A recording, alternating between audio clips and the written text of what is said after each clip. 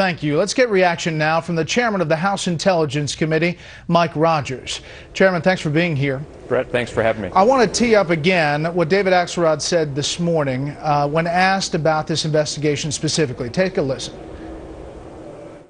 Absolutely, the president's policy is that we should not be leaking classified information. So what's gone wrong? Without what's question. Happened? Why is it leaking out of the White House? And how do we stop it? Joe, there's an investigation going. Well, you stop it by sending strong signals. Strong signals have been sent. There are leaks out of every administration. He said there are leaks out of every administration. Mr. Chairman, what does full cooperation with the Department of Justice probe mean? What does it look like? Yeah, I can tell you as a former investigator, Brett, that there's a whole series of things that need to happen. You can't just agree to some meetings, not other meetings. This shouldn't be a negotiated event. Unfortunately, I think it's become that. If the president wants full confidence, and by the way, I have seen this confidence shattered. We have a crisis of confidence in keeping information secret around the world. I can't tell you, as a guy that is in charge of this for the House of Representatives on the Intelligence Committee, how people are saying, hey, we're just not sure we can cooperate with the United States anymore. Serious problem. They need to say, listen, I'm in this thing fully. You get to talk to anybody that you want. I will give you phone records. I will give you calendars. I will give you the opportunity for these individuals that you have some suspicions about to tell reporters that they can fully disclose the context of those conversations. Are they not saying that now?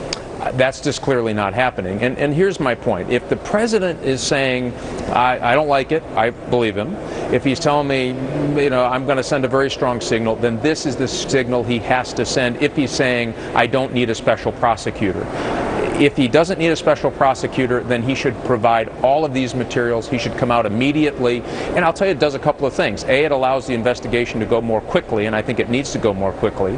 And you have that full panoply of information that you need, and it sends a very clear signal to folks around the world that we are back in the business of keeping our mouths shut when it comes to very sensitive classified information that jeopardizes lives, Brett, and it also jeopardizes operations all around the world. Mr. Chairman, you work alongside Democratic Senator Dianne Feinstein. She said this week that she thought the White House had to understand that some of it was coming from its ranks and then walk that back in a statement.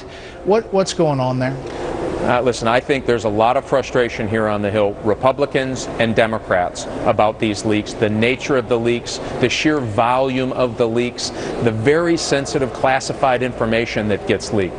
There's a difference between people screwing up and providing something maybe they shouldn't, and there is this intentional, voluminous amount of information that is really, really sensitive. So here's what I think happened. I think that was an expression of frustration about what we all know.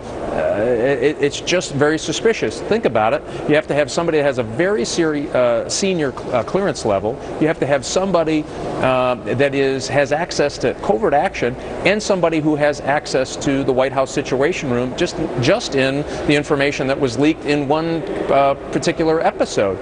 And you don't get too far away from the White House when that happens. And I think this frustration is, hey, listen, we don't think this is moving along quickly enough. We don't think you're taking it serious enough. And you need to come up tomorrow, Mr. President, and say, we're going to provide all of the information. We're going to provide it by this week, and we're going to give you full access without negotiation to everybody you may or may not need to talk to in the White House staff. And if I could ask you for a quick answer, because I wanted to ask you about what's happening in Syria and what you know. It's a dangerous situation. We follow it by the day. What's your take? Very, very dangerous situation. You have some 300, a little less, groups who have claimed opposition status to the government. You have very large stockpiles of chemical, we believe biological weapons. We believe that the regime is moving some of those by their own admission. We've got huge problems. 25% of those groups have at least some extremist ties. It is dicey. We're not sure that all the Arab League partners are fully working in cooperation together. A bit of a crisis of leadership here.